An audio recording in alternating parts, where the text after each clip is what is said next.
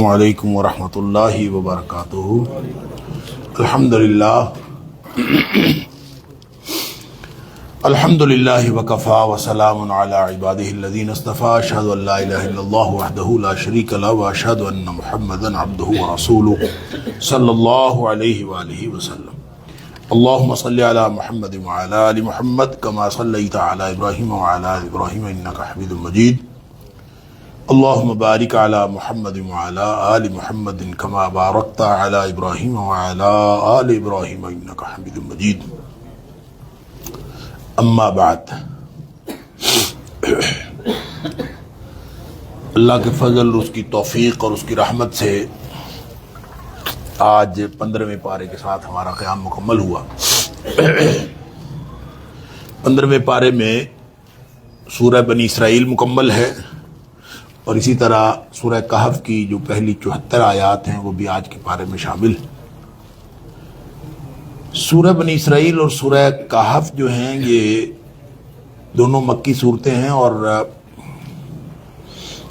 مکے کے اس دور میں نازل ہوئی ہیں جو اگرچہ نسبتاً بعد والا دور ہے، یعنی یوں کہہ لیجئے کہ کوئی بنی اسرائیل کے بارے میں جو شواہد ملتے ہیں یہ کہ 12 سن نبوی میں یہ نازل ہوئی ہوگی۔ بہرحال لیکن نبی پاک صلی اللہ علیہ وآلہ وسلم کا ان صورتوں کے بارے میں، کہف، بنی اسرائیل اور مریم، ان 3 صورتوں کے بارے میں نبی پاک صلی اللہ علیہ وآلہ وسلم فرمایا کرتے تھے انہن من العتاق الاول وہن من تلادی۔ یہ جو صورتیں ہیں یہ میری عتاق اول میں سے ہیں اور میرے تلاد میں سے ہیں۔ عتاق اول کا مطلب ہے قدیم ہے، اور تلاد بھی قدیم مال کو کہتے ہیں۔ گویا اول نازل ہوئی، پہلی صورتیں نازل ہوئی ہیں، حالانکہ یہ مکی دور کے آخر پہ نازل ہوئی ہیں، تو اس کا مطلب یہ ہے کہ جو بڑی صورتیں ہیں، مدنی صورتیں، اس کے مقابلے میں یہ پرانی صورتیں تھیں، اس لیے نبی پاک صلی اللہ علیہ وسلم ان کو پرانا فرمایا۔ اس کے آغاز میں اگرچہ معراج کے واقعے کی طرف ایک اجمالی اشارہ ہے، اور مقصد معراج بتایا گیا ہے کہ نبی پاک صلی اللہ علیہ وسلم کو اللہ تعالیٰ نے معراج کیوں کروایا۔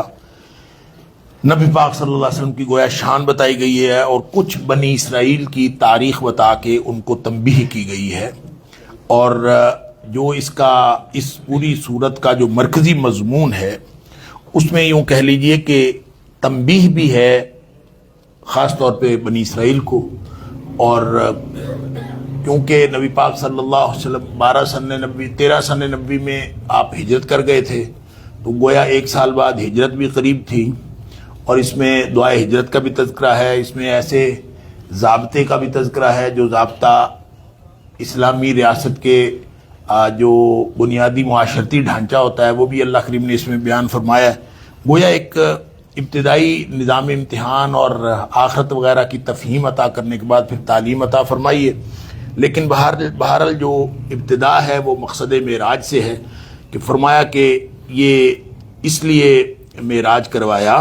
یہاں پہ اسراء کا تذکرہ ہے۔ معراج 2 حصوں میں ہے، جو نبی پاک صلی اللہ علیہ وسلم مسجد اقصیٰ تک تشریف لے گا، یہ اسراء ہے، اور اس کے اوپر جو ہے وہ معراج۔ تو معراج کا ذکر سورہ نجم کے اندر آتا ہے، تو یہ یہاں پہ آدھے حصے کی بات ہوئی، تو مقصد وہی ہے۔ کیا فرمایا کہ لِنُرِيَهُ مِنْ آیاتنا، مقصد یہ تھا کہ ہم اس کو اپنی آیات، اپنی نشانیاں دکھائیں۔ اب یہ نشانیاں دکھانا اصل مقصد تھا۔ نشانیاں دکھانے کے لیے کیا لے جانا ضروری تھا؟ 7 آسمان کا سیر کروا کے، پھر اوپر سدرۃ المنتہا تک لے جا کے، یعنی کائنات انسانی کی تاریخ کا محیر العقول واقعہ ہے۔ انسان دنگ رہ جاتا ہے کہ آدمی یہاں سویا ہوا ہو اور یہاں سے اٹھے اور مسجد اقصیٰ جائے، پھر وہاں سے اس کو سفر اوپر کو طے ہو، اور ایک تیز ترین سواری جو ہے براق، جو بجلیوں کی کوئی جمع ہے، اور وہ اس قدر تیز ہے کہ وہ فوراً آسمانوں پہ لے گئی، اور پہلا آسمان، 7واں آسمان، پھر سدرۃ المنتہا، اللہ تعالیٰ کے ساتھ من وراء حجاب گفتگو، پھر واپس تشریف لائے، اور فجر ہونے سے پہلے جو ہے وہ اپنے گھر میں تشریف فرما تھے جہاں سوئے ہوئے تھے۔ اللہ اکبر۔ تو اس پر جو ہے بہت سارے لوگ کہتے ہیں کہ یہ خواب میں اصل میں دیکھا تھا، یہ ایسے خود نہیں گئے یا کچھ ایسا ہوا۔ تو بات یہ ہے کہ اگر نبی پاک صلی اللہ علیہ وسلم نے خواب میں دیکھا ہو تو پھر اس واقعے کے اوپر اعتراض کرنے کا کوئی توقع کو نہیں بنتا. خواب میں تو کوئی شخص کچھ بھی دیکھ سکتا ہے, تو یہ تو عام شخص بھی کوئی دیکھ سکتا ہے نا. میں خواب میں آسمانوں پہ گیا, تو نبی پاک صلی اللہ علیہ وسلم اگر خواب دیکھ لیا تو پھر تو اس کے اندر کوئی معجزانہ بات تو ہے ہی نہیں. تو اس پر جو کفار مکہ نے شور مچایا تھا اس سے ایک صاف ظاہر ہے. ایک تو یہ الگ بات ہے قرآن نے ذکر کیا, الگ بات ہے کہ 30 سے زیادہ متواتر آیات اب احادیث ہیں جس کے اندر یہ ذکر ہوا, اور یہ گویا یہ روحانی اور جسمانی دونوں اعتبار سے نبی پاک صلی اللہ علیہ وسلم وہاں تشریف لے گئے تھے.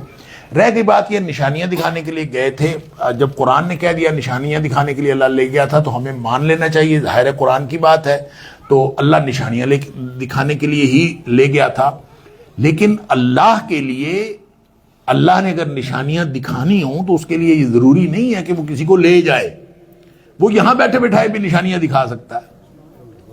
جیسے نبی پاک صلی اللہ علیہ وسلم نے اسی معراج والی حدیث میں فرمایا, جب میں واپس آیا تو مجھے سارے جو تھے مکے والے تو انہوں نے پریشان کرنا شروع کر دیا. قریشیوں میں سے بہت سارے لوگ ایسے تھے جنہوں نے مسجد اقصیٰ دیکھی ہوئی تھی, اور نبی پاک صلی اللہ علیہ وسلم اپنے عمومی زندگی میں مسجد اقصیٰ دیکھی ہی نہیں. لہذا انہوں نے جب اس مختلف لوگ آ گئے اور سوالات کرنے شروع کر دیے نبی پاک صلی اللہ علیہ وسلم سے, وہ ایک طوفان برپا ہو گیا. نبی پاک صلی اللہ علیہ وسلم فرماتے ہیں مجھ سے انہوں نے پوچھنا شروع کر دیا کہ مسجد اقصیٰ کے دروازے کتنے, کھڑکیاں کتنی, ستون کتنے, اس طرح کی چیزیں پوچھنا شروع کر دی. اب ظاہر ہے کہ آدمی کو گن کو تھوڑی آیا ہوتا ہے, اور ایک جگہ سے ہو کے گیا ہو تو ایسا کوئی ضروری تو نہیں کہ اس کو ساری باتیں پتا ہوں. لیکن چونکہ نبی پاک صلی اللہ علیہ وسلم نے پوچھی, اور نبی پاک صلی اللہ علیہ وسلم فرماتے ہیں مجھے کچھ تردد ہوا, میں کیا بتاؤں ان کو, تو اللہ تعالیٰ نے مسجد اقصیٰ میرے سامنے لا کے کھڑی کر دی, تو میں ادھر سے دیکھ کے ان کے سوالوں کا جواب دیتا. وہ سوال پوچھتے تو میں ادھر سے دیکھتا تھا. گویا اللہ تعالیٰ اگر نشانیاں ہی دکھانا چاہتا تھا تو نبی پاک صلی اللہ علیہ وسلم کو گھر میں بیٹھے بٹھائے نشانیاں دکھا سکتا تھا. جو مسجد اقصیٰ لا کے یہاں دکھا سکتا ہے وہ ہر چیز یہاں بیٹھے بٹھائے دکھا سکتا ہے, تو پھر لے کیوں گیا؟ اس کے لیے جو پہلا جملہ ہے نا اس پہ غور کریں, سبحان الذی اسریٰ بعبدہ لیلا, پاک ہے وہ ذات جو لے گئی اپنے بندے کو. نہ فرمایا مصطفیٰ کو لے گئی, نہ فرمایا مزمل کو لے گئی, نہ مجتبیٰ کو لے گئی, نہ مدثر کو لے گئی. کتنے پیارے پیارے نام نبی پاک صلی اللہ علیہ وسلم کے اللہ کریم نے لیے ہیں, لیکن فرمایا نہیں. نہ محمد فرمایا, نہ احمد فرمایا. عبدی اپنے بندے کو لے گئی, اسریٰ بعبدہ اپنے بندے کو لے گئی. گویا بتانا یہ مقصود تھا کہ بندہ جب بندگی کی انتہا کرتا ہے تو اللہ تعالیٰ عطا کی انتہا کر دیتا. بندہ جب اپنی پیشانی نیچے رکھتا ہے نا, اب وہ معراج جو نبی پاک صلی اللہ علیہ وسلم والا وہ تو کسی کو حاصل نہیں ہونا. تو جتنا آپ نیچے جھکتے جائیں گے بندگی کی انتہا کرتے جائیں گے. بندگی کی انتہا امتیوں کے لیے یہ ہے جو نبی کریم صلی اللہ علیہ وسلم نے سکھائی کہ آپ اپنی پیشانی اللہ کے سامنے نیچے زمین پہ رکھ دیں. فرمایا اقرب ما یکون العبد الی ربہ وہو ساجد, انسان سب سے زیادہ اللہ کے قریب اس وقت ہوتا ہے جس کی سجدے کی حالت میں ہوتا ہے.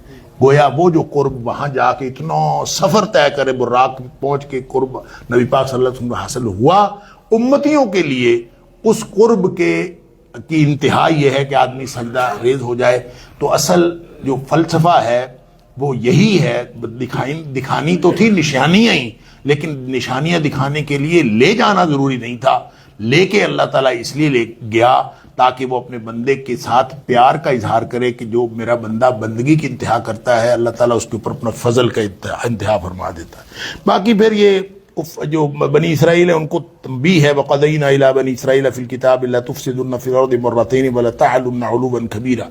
2 دفعہ تم زمین میں فساد کرو, 2 دفعہ فساد کیا, دونوں دفعہ تباہی و بربادی ہو گئی. اور پھر اللہ تعالیٰ فرماتا ہے وَإِنْ عُدْتُمْ عُدْنَا, تم اگر یہ دوبارہ کرو گے نا پھر ہم اسی طرح تمہیں تباہ و برباد کریں. یہ 2 دفعہ تباہی ان کی کب ہوئی؟ کئی دفعہ ہوئی ہے, لیکن 2 بڑی تباہیاں جو ہیں ان کی, ایک تو جب بخت نصر نے ان کی جنوبی ریاست تباہ و برباد کی ہے 586 یعنی 586 قبل مسیح, اور اس سے پہلے جو ہے شمالی ریاست جو تھی وہ شلما نصر نے تباہ کر دی تھی. گویا شمالی اور جنوبی ریاستیں دونوں تباہ و برباد ہو گئی تھی. جنوبی ریاست جس کو یروشلم کہتے ہیں یہ تباہ و برباد ہو گئی تھی جو بخت نصر نے کی تھی.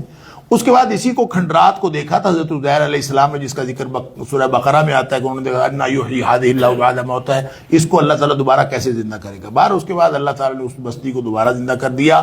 اور پہلی دفعہ بھی جو تباہی ہوئی تھی وہ ان کے اپنے کردار اور کرتوتوں کی وجہ سے ہوئی تھی. پھر دوسری دفعہ پھر انہوں نے انبیاء کو قتل وغیرہ کیا اور مختلف قسم کے انہوں نے نبوت دشمنی کی اور اسلام دشمنی کی. تو اس کے نتیجے میں پھر اللہ تعالیٰ نے جو ٹائٹس رومی آیا ہے اس نے پھر کشتوں کے پشتے لگائے ہیں, اس نے بھی ایک دفعہ اور تباہی و بربادی کری. تو اس کا مطلب یہ 2 دفعہ اللہ تعالیٰ فرماتا ہے پہلے تباہی و بربادی ہو چکی ہے, اور آئندہ اگر یہ حرکتیں کریں گے تو پھر ان کے اوپر وہی تباہی و بربادی ہوگی. اور پھر اس کی جو حدیث کے اندر تفصیل آتی ہے کہ یہ دنیا میں شرارتیں کرنے سے کبھی باز نہیں آئیں گے, کرتے رہیں گے. ایک وقت آئے گا کہ مسلمانوں کے ساتھ ان کا پھر فیصلہ کن مارکا ہوگا, اور اس فیصلہ کن مارکے کے بعد یہودی جو ہے یوں شکست کھا جائیں گے کہ درخت کے پیچھے بھی ان کو چھپنے کی جو جگہ نہیں ملے گی. درخت بھی بول کے بتا دے گا مسلمان کو کہ میرے پیچھے یہودی چھپا ہے, اس کو قتل کر لو. فرمایا کہ قرآن جو ہے آیت نمبر 9 کے اندر فرمایا قرآن چشمہ ہدایت ہے. ان ھذا القرآن یہدی للتی ہی اقوم.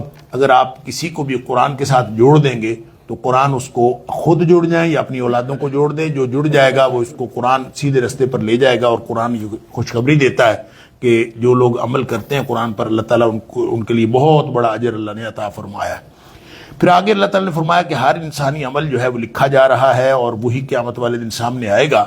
وَكُلَّ إِنسَانٍ أَلْزَمْنَاهُ طَائِرَهُ فِي عُنُقِهِ. یوں سمجھے کہ ہر ایک کی جو قسمت ہے نا اس کے گلے میں لٹکی ہوئی, ہر ایک کو پتہ ہے میں کیا کر رہا ہوں. اور قیامت والے دن جو کچھ خود کیا ہے وہی اللہ تعالیٰ فرمائے گا اقرأ کتابک کفا بنفسک اليوم علیک حسیبا.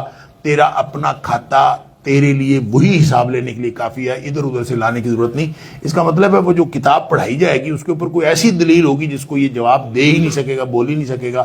ہو سکتا ہے ویڈیو ہو یا تصویریں ہوں, اللہ تعالیٰ کو معلوم ہے. پھر فرمایا کہ دنیا میں جو تباہی و بربادی کا باعث بنتے ہیں اور قوموں کی تباہی کے ذمہ دار عام طور پر بگڑے نواب ہوتے ہیں, بگڑے ہوئے نواب جن کو فرمایا کہ وَإِذَا أَرَدْنَا أَن نُهْلِكَ قَرْيَةً أَمَرْنَا مُتْرَفِيهَا. جب بھی ہم نے کسی بستی کو تباہ و برباد کرنا ہوتا ہے تو ان کے جو نواب ہوتے ہیں نا, بڑے بڑے سردار, ان کو پھر ہم جو ہے ان کے اندر القاء ہوتا ہے, وہ پھر اپنا پوری بستی کے اندر تباہ و بربادی. فَفَسَقُوا فِيهَا, وہ پہلے تو اللہ کی نافرمانیاں کرتے ہیں. فَحَقَّ عَلَيْهِ الْقَوْلُ, پھر اس کے اوپر اللہ تعالیٰ کی بات صادق آ جاتی ہے. آگے آیت نمبر 23 سے 39 تک اسلامی حکومت کے رہنما اصول ہیں معاشرتی حوالے سے, جو میں نے پہلے عرض کیا. وَقَضَىٰ رَبُّكَ أَلَّا تَعْبُدُوا إِلَّا إِيَّاهُ. بات یہاں سے شروع ہوتی ہے کہ تیرے رب نے یہ فیصلہ کر دیا ہے کہ اللہ کے علاوہ کسی کی بندگی نہ کرو اور شرک نہ کرو کسی بھی طرح کا اس کے بغیر. وہ پھر اس کے علاوہ فرمایا والدین کی جو ہے وہ وَبِالْوَالِدَيْنِ إِحْسَانًا, والدین کے ساتھ احسان کرنا ہے. اور وہ احسان کیا ہے؟ اللہ اکبر. جب بھی ایک تو یہ ہے کہ جیسے بھی والدین ان کے ساتھ ہمیشہ احسان کرنا ہے, یہ نہیں سوچنا کہ والدین کا حق کتنا بنتا ہے, بلکہ ان کو بس ہر اعتبار سے ان کے سامنے جھک جانا ہے. اس سارے تفصیل کا اجمال وہ ہے جو نبی پاک صلی اللہ علیہ وسلم سے کسی شخص نے پوچھا تھا کہ میرے چھوٹے چھوٹے بچے ہیں اور میں کمائی بھی کرتا ہوں, میرا والد میری آمدن میں سے حصہ مانگتا ہے, تو میرے والد صاحب کا میری آمدن میں کتنا حصہ ہے؟ اس نے یہ سوال پوچھا تھا. تو نبی کریم صلی اللہ علیہ وسلم, اس کا خیال ہوگا کہ میں اس ساتھ اس نے بچے بھی بتا دیے, بیوی بھی بتا دی, اس کا خیال ہوگا کہ والد صاحب جو نبی اکرم صلی اللہ علیہ وسلم کچھ حصہ مقرر کر دیں گے, اتنا والد صاحب کو دے دینا, تو اتنا اپنے بچوں کو دے دینا, کچھ کر دیں گے. آپ نے فرمایا انت و مالک لابیک, تو خود بھی اور تیرا مال بھی تیرے باپ کی ملکیت ہے. تو اس کا حصہ پوچھتا ہے, تو خود اپنے باپ کی ملکیت. اور اس کی دوسری قرات یہ ہے انت و مالک, ایک ہے مالو کا, تیرا مال اور تو تیرے باپ کی ملکیت. دوسرا ہے انت و مالک لابیک, تو اور تیرا جو کچھ بھی ہے, تیری اولاد بھی, تیرا گھر بھی, تیری ہر چیز, وہ سارا کچھ تیرے باپ کی ملکیت ہے, تو اس کا حصہ پوچھتا ہے. ہر چیز جو اللہ تعالیٰ نے یہ اتنا والدین کو فرمایا. بوڑھے ہو جائیں نا, اگر دونوں بوڑھے مل جائیں تو یہ تو جنت کا ٹکٹ ہے. اللہ اکبر. بوڑھے ہوں, بیمار ہوں, فرمایا یہ تو باپ, اور ایک میں فرمایا باپ, ایک میں فرمایا دونوں, یہ جنت کا بہترین دروازہ ہے. جس کو جو چاہتا ہے وہ اویل کر لے, اور جو چاہتا ہے اس کو ضائع کر لے. اور جس نے اویل کر لیا وہ جنت میں جائے گا, جس نے ضائع کر لیا اللہ تعالیٰ معاف فرمائے. ایک بات فرمائی فلا تقل لهما اف ولا تنهرهما وقل لهما قولا کریما. اف تک نہیں کہنا, ذرا سا بھی ناگواری کا جیسچر نہیں دینا. اور وخفض لهما جناح الذل من الرحمہ, خدمت کا بازو رحمت اور مہربانی کے جذبات کے ساتھ ان کے سامنے جھکا دینا. یعنی ان کی خدمت بھی کرنی ہے تو ناگواری سے نہیں کرنی، ناگواری سے کرو وہ گناہ ہوگا، لہذا رحمت کے جذبات کے ساتھ اللہ وَقُلْ لَهُمَا قَوْلًا كَرِيمًا۔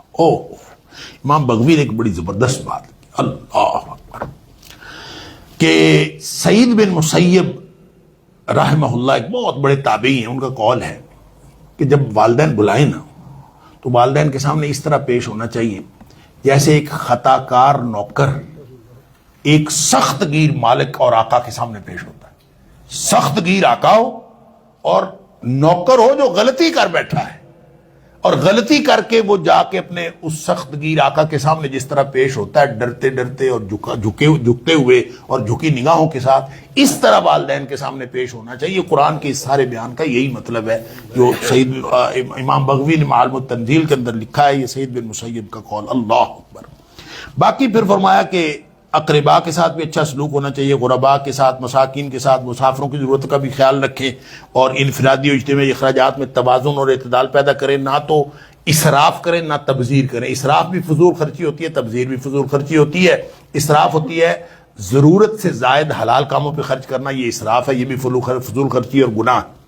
ایک فضول خرچی وہ ہے جو آپ ناجائز کاموں پر خرچ کرتے ہیں، وہ چاہے 1 روپیہ خرچ کریں چاہے 8 آنے خرچ کریں، وہ آپ 1 درہم 1 روپیہ بھی خرچ کرتے ہیں، وہ گناہ ہے۔ اور فرمایا ان المبذرین کانوا اخوان الشیاطین، جو فضول خرچی کرنے والے ہیں، ناجائز کاموں پر خرچ کرنے والے تو شیطانوں کے بھائی ہیں۔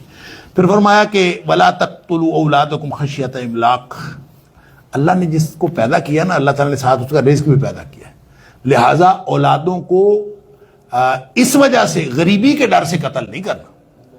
اس لیے نحن نرزقہم وایاکم، ہم ہی رزق دیتے ہیں ان کو بھی اور تمہیں بھی۔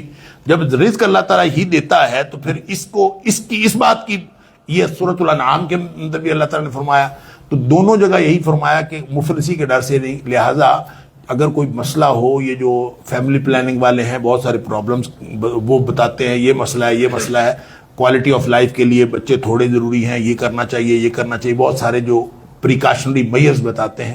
ہر میئر ہر وجہ سے لیا جا سکتا ہے، لیکن رزق کی وجہ سے جو وہ وجہ بتاتے ہیں، وہ کہتے ہیں جی دیکھیں وسائل محدود ہیں، آبادی لامحدود ہوتی جا رہی ہے، تو یہ جو وجہ ہے یہ وجہ ہی حرام ہے۔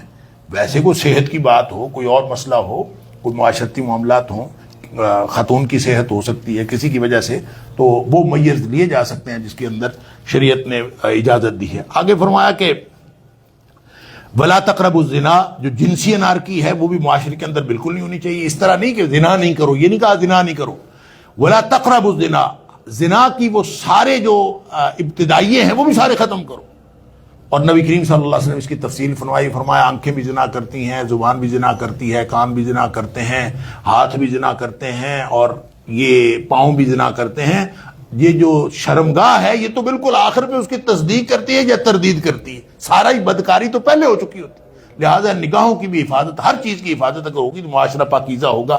آگے فرمایا کہ کسی کو بغیر قصور کے قتل نہ کرو، اگر قتل کر بھی دیا تو پھر وہ رسا کو حق ہے کہ اس کے قاتل کو قتل کر دے۔ آگے یتیم معذور افراد کے مال کے تحفظ کے انتظام کی بات کی ہے، وعدہ اور معاہدہ کی پابندی، ان اللہ کان مسئولا، وعدہ جو ہے لازمن یہ قیامت والے دن اللہ نے پوچھ لینا۔ چھوٹے چھوٹے وعدے، میں آ رہا ہوں، میں بیٹھا ہوں، میں جا رہا ہوں، جو چھوٹے چھوٹے وعدے ہم کرتے ہیں یہ بھی اللہ تعالیٰ نے قیامت والے دن پوچھنے۔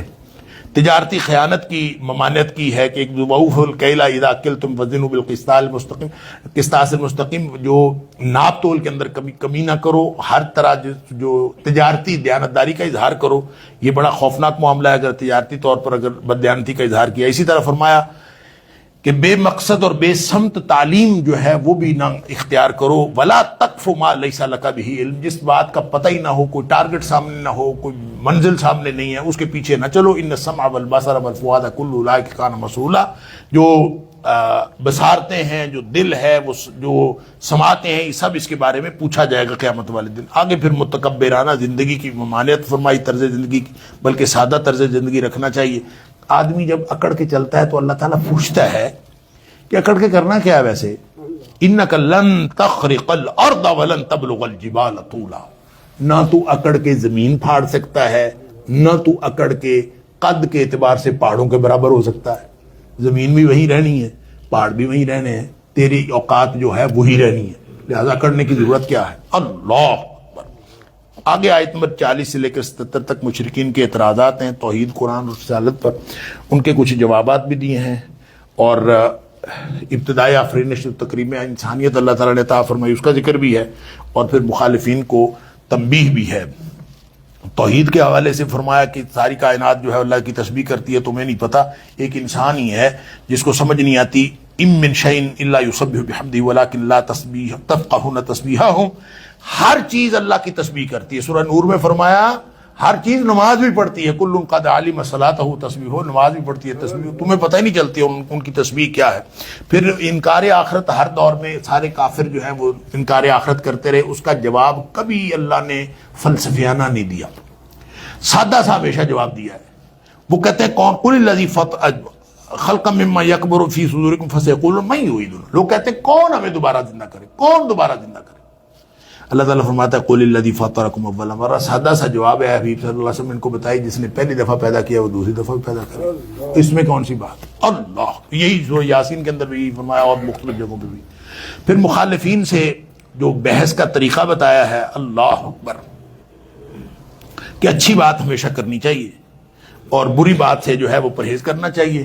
پھر شیطان جو ہے وہ تمہارے درمیان جھگڑا پیدا کرنا چاہتا ہے، قل لعبادی یقول التی ہی احسن، میرے بندوں سے کہہ دیا ہمیشہ اچھی بات کیا کریں، ان شیطان ینزغ بینہم، ذرا سی بری بات منہ سے نکلتی ہے، شیطان اس کے ذریعے سے تمہارا آپس میں تفرقہ پھیلانا چاہتا ہے۔ آگے فرمایا کہ جو فرمائشی معجزہ لوگ مانگتے ہیں، نبی پاک صلی اللہ علیہ وسلم سے بھی بار بار کہتے تھے کہ کیوں نہیں ہمارے پاس کوئی معجزہ کیوں نہیں آتا، تو اللہ تعالیٰ نے یہ بتایا کہ شکر کرو فرمائشی معجزہ نہیں آتا، اگر آ جائے نا تو پھر تباہی و بربادی یقینی ہوتی ہے۔ جیسے ناقہ مانگی تھی نا قوم سمود نے کہ اونٹنی ملے، تو اونٹنی ملی اور پھر اس کے بعد وہ نہیں، ساری تباہی و بربادی اس اونٹنی کی وجہ سے ہوئی، اس لیے بہتر یہ ہے کہ فرمائشی وہ معجزہ جو ہے وہ نہ ہی پورا ہو۔ تو ابلیس جو ہے وہ آپ کے پیچھے لگا ہوا ہے، اور وہ پورے فرمایا کہ اصل جو گمراہی کی وجہ ہے اس میں ایک تو نفس ہے، دوسرا ابلیس ہے، اور ابلیس کے بارے میں ایک لفظ ہے استفزاز۔ استفزاز کا مطلب ہوتا ہے کہ کسی چیز کو اپنی جگہ سے ہٹانے کے لیے پورا زور لگا دینا۔ تو اللہ تعالیٰ فرماتا ہے وَاسْتَفْزِزْ مَنِ اسْتَطَعْتَ، کہ تو نے کسی کو بہکانا ہے تو بہکا لو، پورا زور لگا لے۔ اور پھر ساتھ فرمایا کہ من استطاعت، تو جو کر سکتا ہے کر لے، بِصَوْتِكَ وَأَجْلِبْ عَلَيْهِمْ بِخَيْلِكَ وَرَجِلِكَ، اپنے پیادے اور سوار بھی دوڑا لے، یعنی جو ہوتا ہے کر لے۔ وَشَارِكْهُمْ فِي الْأَمْوَالِ وَالْأَوْلَادِ وَأَعِدْهُمْ، جو ان کے سے وعدے کرنے ہیں الٹے سیدھے سارے وعدے کر لو، لیکن تو ان کو میرے بندوں کو ان عبادی لیس لک علیہم سلطان، میرے بندوں کے اوپر تیرا زور پھر بھی نہیں چلے گا۔ یعنی شیطان نے جو گمراہی کی بات کی، میں گمراہ کروں گا، تو اللہ تعالیٰ نے اس کے جواب میں آگے توحید کے دلائل ہیں، بہر و بر پر اللہ ہی کی حکومت ہے، اور فرمایا کہ اسی کے حکم سے انسان کو عظمت و اختیار ملا۔ وَلَقَدْ كَرَّمْنَا بَنِي آدم، بنی آدم کو اللہ تعالیٰ نے جو ہے وہ تکریم دی ہے، اور بطور انسان سارے انسان جو ہے وہ تکریم والے ہیں، چاہے وہ کافر ہوں، اور جو تکریم مسلمان کی ہے وہ کافر کی نہیں ہو سکتی۔ تکریم اور عزت کا بھی ایک حفظ مراتب ہے، ہر شخص جو ہے ایک جیسا جو محترم اور مکرم نہیں۔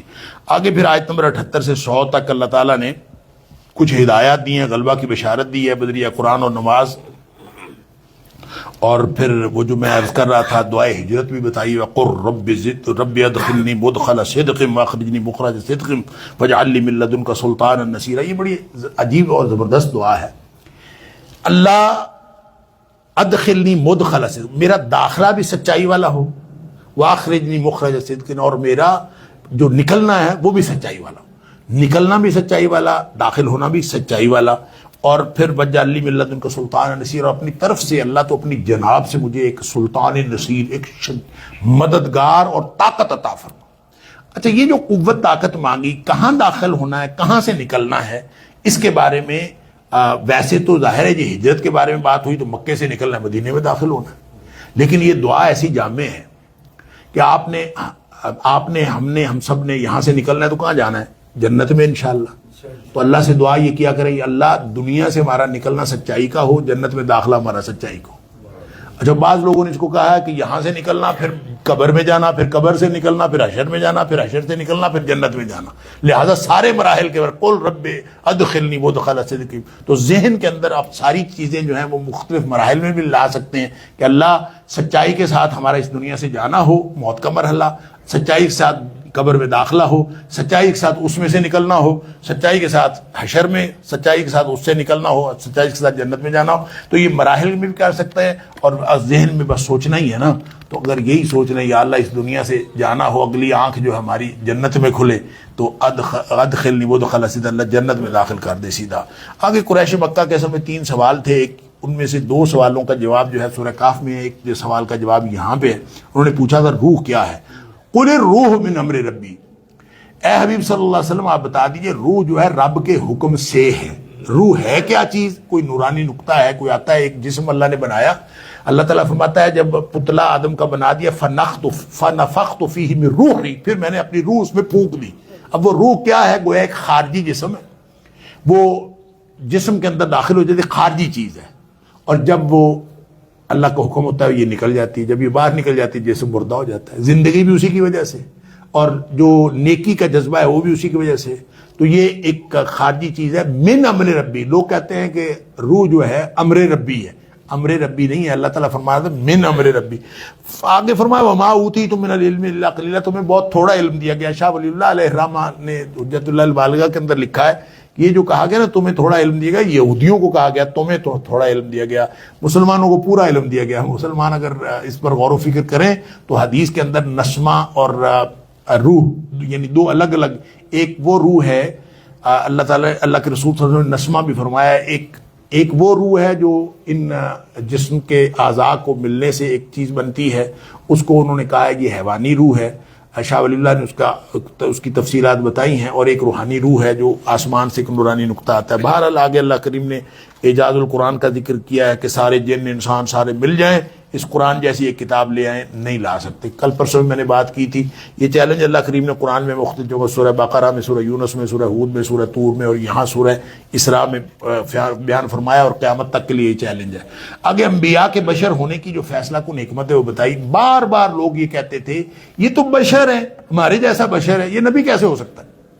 کبھی کہتے تھے کہ ما لہذا رسول یاکل الطعام ویمشی فی الاسواق، یہ کیسا نبی ہے ہماری طرح کھانا کھاتا ہے اور بازاروں میں چلتا ہے۔ ان ساری باتوں کا جواب اللہ تعالیٰ نے ایک دیا ہے۔ اور کبھی کہتے تھے ابعث اللہ بشر رسول، اللہ نے رسول بشر کو رسول بنا کے بھیجا۔ اللہ تعالیٰ فرماتا ہے زمین میں اگر فرشتے رہتے ہوتے نا، اور فرشتوں کی ہدایت کے لیے ہم بھیجتے تو ضرور فرشتہ ہی بھیجتے، کیونکہ انسانوں کی ہدایت کے لیے بھیجنا تھا، لہذا ایک انسان ہی بھیجنا ضروری تھا۔ آگے پھر اللہ تعالیٰ نے توازن و اعتدال کی بات کی، اور آخر پہ فرمایا رحمان کو پکارو یا اللہ کو پکارو، اللہ کے اچھے اچھے نام ہیں اور اللہ تعالیٰ مدد کرتا ہے، اور اپنی جب بھی اللہ کو پکارنا ہو اس کے لیے کسی مبالغے کی ضرورت نہیں ہے۔ میں نے عرض کیا کہ جو 3 سوال انہوں نے کیے تھے قریش مکہ نے یہودیوں کے مشورے سے، ایک تو روح کے بارے میں سوال تھا، اور 2 سوال اور تھے، ایک اصحاب کہف کے بارے میں اور ایک ذوالقرنین کے بارے میں۔ اصحاب کہف کون تھے اور ذوالقرنین کون تھے؟ اور ظاہر ہے یہ دونوں تاریخ کی باتیں تھیں، اب کسی شخص کو ویسے تو نہیں پتہ ہو سکتی، انہوں نے اس لیے پوچھا تھا کہ ان کو معلوم تھا اپنے لٹریچر سے، تو اگر یہ نبی ہوگا تو یہ بتا دے گا۔ تو اللہ کریم نے سورہ کہف کے اندر اصحاب کہف کے بارے میں بتایا، اور بھی چیزیں بتائیں۔ پوری جو سورہ کہف ہے یہ مادیت اور روحانیت کی ایک کشمکش کی داستان، اس کے اندر آزمائش ہے۔ میں عرض کر دیتا ہوں اس کو 6 حصوں میں اگر ہم تقسیم کریں تو 4 تو اس میں آزمائش کے قصے ہیں، ایمان کی آزمائش، دولت کی آزمائش، علم کی آزمائش، اور اقتدار کی آزمائش، اور اس میں اللہ تعالیٰ جو امتحان لیتا ہے، اور یہ کشمکش ہوتی ہے مادیت اور روحانیت کی۔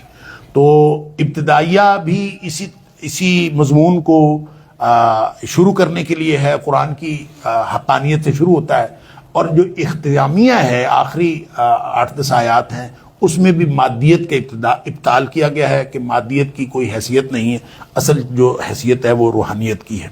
تو الحمدللہ الذی انزل علی عبد الکتاب ولم یجعل له عوجا، یہاں سے بات کا آغاز شروع کیا ہے کہ تعریف ہے اس شخص کے، اس ذات کے لیے، اس سارے شکر اس کے لیے ہے جس نے کتاب بھیجی اور اس کے اندر کوئی ٹیڑھ نہیں رکھی۔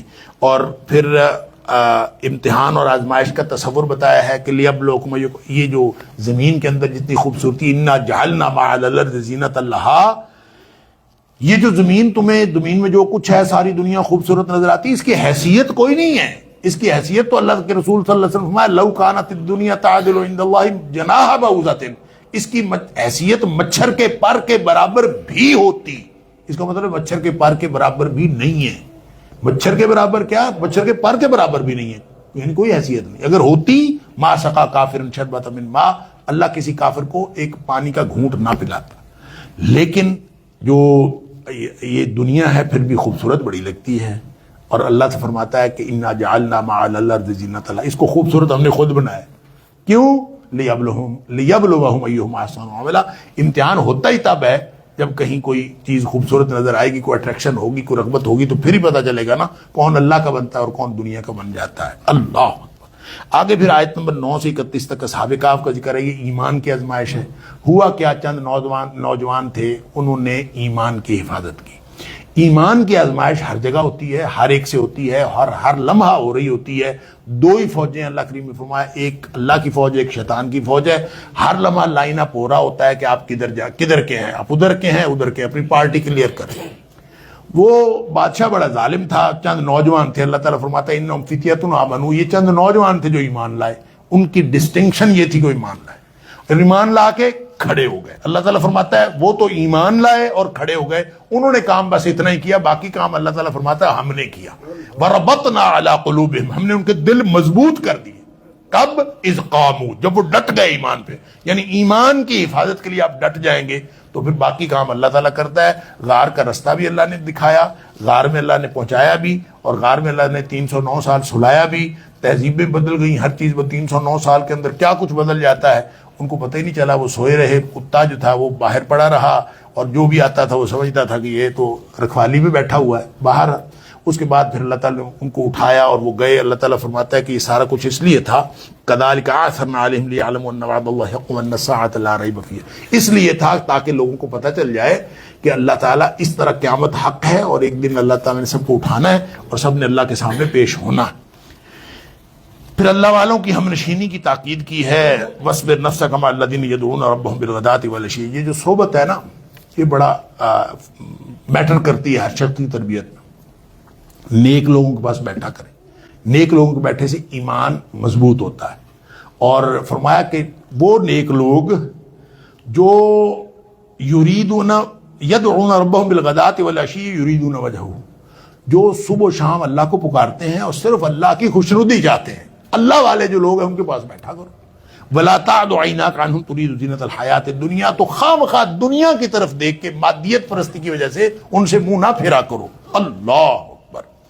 اور اس کے بعد پھر دولت کی آزمائش کا معاملہ ہے. آیت نمبر 32 سے 44 تک. دو بھائی تھے اصل میں، ان کی ایک تھا بہت دولت مند اور ایک غریب تھا. وہ دولت مند وہ اس کو سمجھاتا تھا کہ اللہ تعالیٰ نے آزمائش کے لیے مال دیا ہے، جس کو اللہ تعالیٰ نہیں دیتا یہ بھی آزمائش ہے، جس کو اللہ دیتا ہے وہ بھی آزمائش ہے. وہ کہتا ہے کہ اول تو قیامت آنی نہیں، آئی بھی نا تو مجھے وہاں بھی بہت موجیں ملیں گی.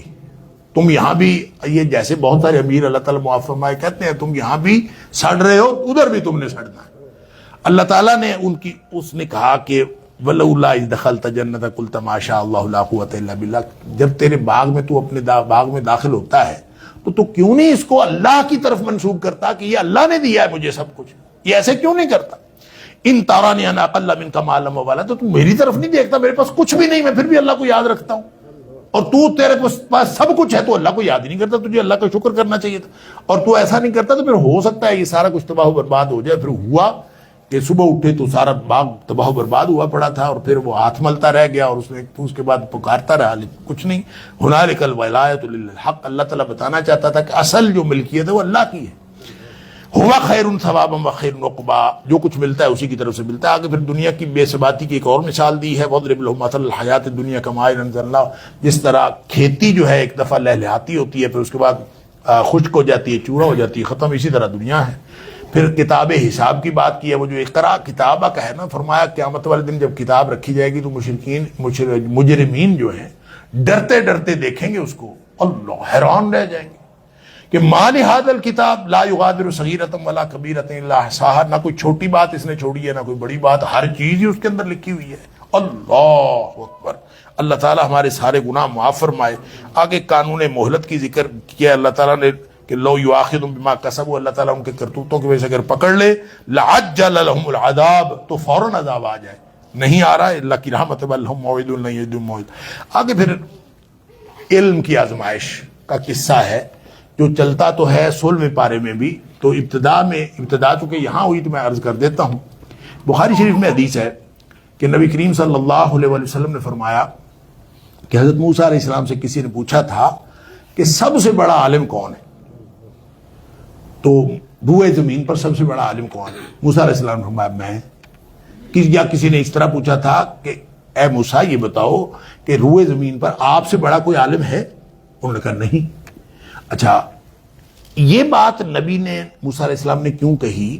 اس لیے نہیں کہی کہ وہ اپنے آپ کو بڑا سمجھتے تھے، اس لیے کہی کہ جو اللہ کا نبی ہوتا ہے وہ علوم شرعیہ کا سب سے بڑا عالم ہوتا ہے، اس کو اللہ نے علم سب سے زیادہ دیا ہوتا ہے علوم شرعیہ، اس لیے انہوں نے کہہ دی۔ لہٰذا بات کوئی ایسی غلط نہیں تھی، لیکن اللہ تعالیٰ نے ان کو دکھایا کہ وَفَوْقَ كُلِّ ذِي عِلْمٍ عَلِيمٍ، ہر علم والے سے اوپر ایک علم والا ہوتا ہے، وہ اللہ تعالیٰ نے دکھایا۔ اللہ تعالیٰ نے کہا کہ تو موسیٰ جا فلاں جگہ جا، وہاں دو جو ہے وہ سمندر یا دو دریا آپس میں ملتے ہیں، اور وہاں مجمع البحرین، دو سمندروں کے ملنے کی جگہ، وہاں پہنچ اور اپنے پاس ایک مچھلی رکھ لینا خشک، تو تھیلے میں رکھنا، جہاں یہ مچھلی زندہ ہو کے پانی میں چلی جائے وہاں تمہیں وہ ایک آدمی ملے گا، اس کو جا کے ملو، پھر تمہیں سمجھ آئے گی کہ عالم کون ہے بڑا۔ تو چلے گئے وہاں، اور وہاں جا کے آگے گزر گئے، پتہ نہیں چلا مچھلی جو ہے وہ چلی گئی تھی سمندر میں، اور اس کو بتانا نہ یاد رہا جو غلام تھا۔ تو اگلے دن انہوں نے کہا کہ وہ جو رستہ تو مل نہیں رہا، تو لاؤ ہم کھانا ہی کھا لیں، بھوک بہت لگی ہے۔ ان کا کس چیز کا کھانا؟ کہ مچھلی کھا لیتے، تو مچھلی تو پانی میں چلی گئی تھی۔ چلے واپس چلے، ادھر ہی جانا تھا، واپس پہنچے، خیر وہاں پہ ایک اللہ کا بندہ ملا، اللہ اکبر، عبدا من عبادنا، اللہ تعالیٰ فرماتا ہے ہمارے بندوں میں سے ایک بندہ ملا۔ اب وہ کون تھا بندہ؟ وہ فرشتہ بھی ہو سکتا ہے، وہ کوئی انسان بھی ہو سکتا ہے، بعض لوگوں نے کہا وہ نبی تھا، بعض نے کچھ کہا ہے۔ بہرحال یہ کل میں انشاءاللہ جب اس کو ہم کنکلوڈ کریں گے تو میں عرض کر دوں گا کہ وہ کیا ہو سکتا ہے اور کیا نہیں ہو سکتا۔ بہرحال ایک اللہ کا بندہ ملا، تو اس سے حضرت موسیٰ علیہ السلام نے کہا، کیونکہ معاملہ علم تک کا تھا تو اللہ نے اس سے بڑا عالم دکھانا تھا، تو حضرت موسیٰ علیہ السلام نے کہا کہ جو علم اللہ نے تمہیں دیا مجھے بھی سکھا دو۔ اس نے کہا تو صبر نہیں کر سکتا، کیف تصبر علی ما لم تحط بہ خبرا، انسان کی نفسیات یہ ہے کہ جس کا پتہ نہ ہو نا یہ صبر نہیں کر سکتا۔ یاد انہوں نے کہا صبر کوئی نہیں ہونا تیرے سے، انہوں نے کہا نہیں میں نہ صبر کروں گا، تو کوئی مسئلہ نہیں، میں علم سیکھنا چاہتا ہوں۔ انہوں نے کہا اچھا پھر سوال کوئی نہ کرنا، ٹھیک ہے نہیں کرتا۔ وہ کشتی پہ بیٹھے، کشتی کا پھٹا توڑ دیا۔ اب ایک اچھی بڑی کشتی ہو، صحیح والی نئی کشتی، اور اس کا پھٹا توڑ دیا، تو بندہ کیوں نہ پوچھے؟ اب وہ کوئی بھی ہوتا، موسیٰ علیہ السلام تو موسیٰ علیہ السلام تھے، کوئی بھی ہوتا تو اس نے پوچھ لینا تھا کہ یہ پھٹا کیوں توڑا ہے؟ اس نے کہا تمہیں کہا تھا نا سوال نہیں کرنا۔ ان کو مجھے یاد نہیں رہا، تو زیادہ سختی نہ کر، آئندہ میں نہیں پوچھتا۔ تھوڑی دیر بعد آگے گئے، بچے کھیل رہے تھے، ایک بچہ پکڑا، پکڑ کے قتل کر دیا۔ اللہ اکبر، وہ اتنا بڑا ظلم، بچہ ہی قتل کر دیا۔ انہوں نے کہا تجھے کہا تھا نا سوال نہیں کرنا۔ اللہ اکبر۔ پھر آگے تیسرا سوال ہے، یہاں پہ پارہ ختم ہو جاتا ہے۔ انشاءاللہ بشرط زندگی اس کو کل کنکلوڈ کریں گے۔ اللہ تعالیٰ مجھے اور آپ کو، ہم سب کو قرآن سمجھنے اور عمل کرنے کی توفیق عطا فرمائے۔ وآخر دعوانا الحمدللہ رب العالمین۔